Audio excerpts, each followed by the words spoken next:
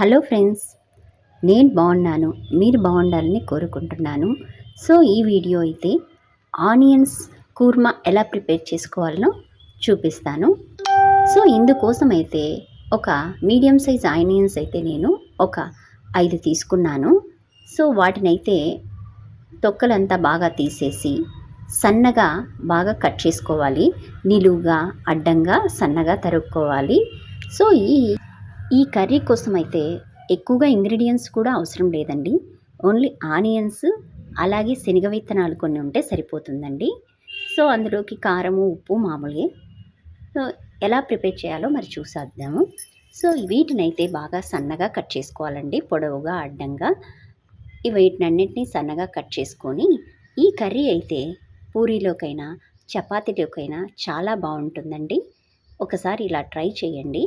So సింపుల్గా త్వరగా కూడా అయిపోతుంది. ఒక 10 మినిట్స్లో అయితే ఈ కర్రీ ప్రిపేర్ చేసుకోవచ్చు మనము.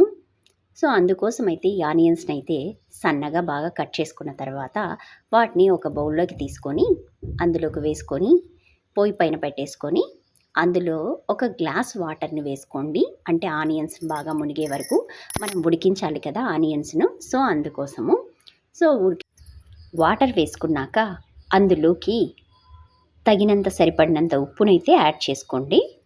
సో అలాగే ఈ ఉప్పు అనేది మనం క్వాంటిటీ మనం తినేదాన్ని బట్టి ఉంటుందండి. కొద్దిగా మంది చప్పగా తీసుకుంటారు, అలాగే కొద్దిమంది ఉప్పు ఎక్కువగానే తింటారు, వాళ్ళ పరిస్థితిని బట్టి.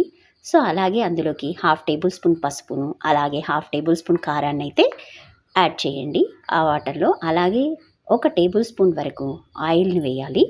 ఆయిల్ వేస్తే బాగా టేస్టీగా ఉంటుంది. సో వాటినంతా బాగా మిక్స్ చేసుకొని ఇంకా వాటినైతే మూత పెట్టేసి ఉడకనిచ్చేద్దాము. ఇందులోకి ఒక గుప్పెడు శనగ విత్తనాలను అయితే తీసుకోవాలి. పచ్చి శనగ విత్తనాలండి, వేయించినటివి కాదు. పచ్చి శనగ విత్తనాలను తీసుకొని మిక్సీ బౌల్లో గ్రైండ్ చేసుకోవాలి. మెత్తగా మరి బరకగా లేకుండా, ఎక్కువగా పలుకులు లేకోకుండా కొంచెం మెత్తగానే గ్రైండ్ చేసుకోండి. సో ఇప్పుడు ఈ ఆనియన్స్ అనేటివి ఉడికినాయేమో చూసేద్దాము. పూర్తిగా ఆనియన్స్ అనేటివి ఉడకనివ్వద్దండి. సో సగం వరకు అలా పట్టుకుంటే కొద్దిగా ఉడికినట్లుగా తెలుస్తుంది కదా మనకు. సగం వరకు ఉడకనివ్వాలి.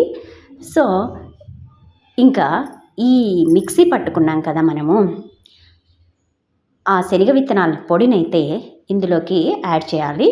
సో వాటినైతే ఇందులోకి వేస్తూ బాగా కలుపుకోవాలి. మీడియం ఫ్లేమ్లో పెట్టుకొని కొద్దిగా వేస్తూ మిక్స్ చేసుకోవాలి. హై ఫ్లేమ్లో పెట్టి ఈ పొడినంతా ఒకేసారి వేస్తే గడ్డ కట్టేస్తుంది. సో అందుకే మీడియం ఫ్లేమ్లో పెట్టి కొద్దిగా ఈ పొడిని అనేది వేస్తూ కలబెట్టుకుంటూ మిక్స్ చేసుకుంటూ ఉండాలి. సో అలా అంతా ఈ పొడిని వేసిన తర్వాత అంతా ఒకసారి మిక్స్ చేసేసి ఇంకా కాసేపు ఉడకనివ్వాలి. ఎందుకంటే ఈ ఆనియన్స్ అనేటివి పూర్తిగా ఉడకలేదు. అలాగే ఈ పచ్చి శనగ విత్తనాల పొడిని కూడా వేసాం కదా, ఆ పచ్చి వాసన పోయేంత వరకు కోస్త ఆ వాటర్ అంతా ఇమిరిపోయే వరకు ఉడికించాలి. దగ్గరగా వచ్చే వరకు ఆ వాటర్ అంతా ఇమిరిపోయి దగ్గరగా వచ్చే వరకు ఉడికించుకోవాలి.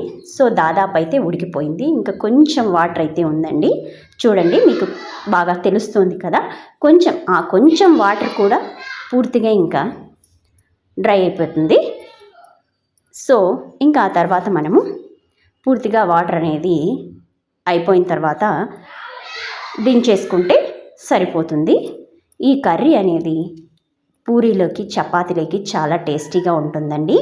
సో అలాగే వెజిటేబుల్స్ లేనప్పుడు మనం ప్రిపేర్ చేయాలా అని ఆలోచించే బదులు వెంటనే ఈ కర్రీని అయితే ప్రిపేర్ చేసుకోవచ్చు. ఈ వీడియో నచ్చినట్లయితే లైక్ చేయండి. అలాగే కొత్తగా చూసేవాళ్ళు